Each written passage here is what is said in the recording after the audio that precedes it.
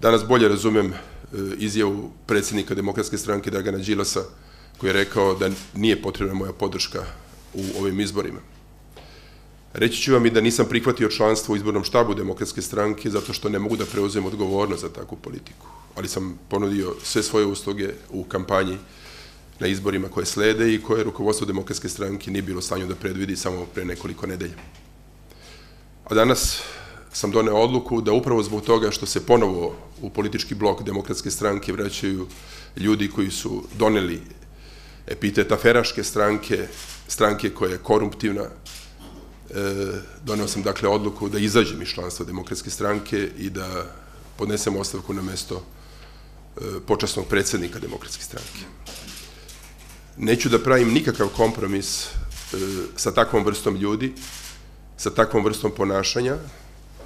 a pogotovo nema nijednog razloga da budem u bilo kakvoj političkoj instituciji sa onim ljudima koji su upravo u vremenu dok smo vodili najtežu i najopasniju borbu protiv organizovanog kriminala, međunarodne narkomafije,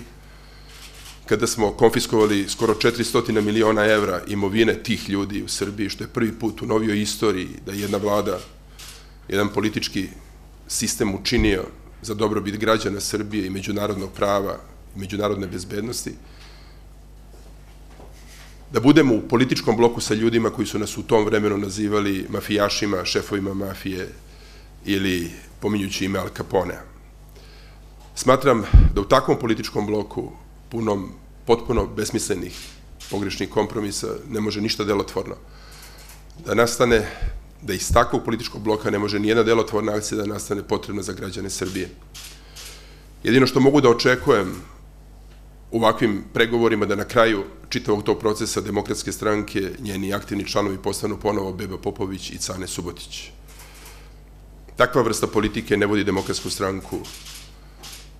u misiju zbog koje je osnovana i zbog koje sam je pristupio na samom početku njenog života.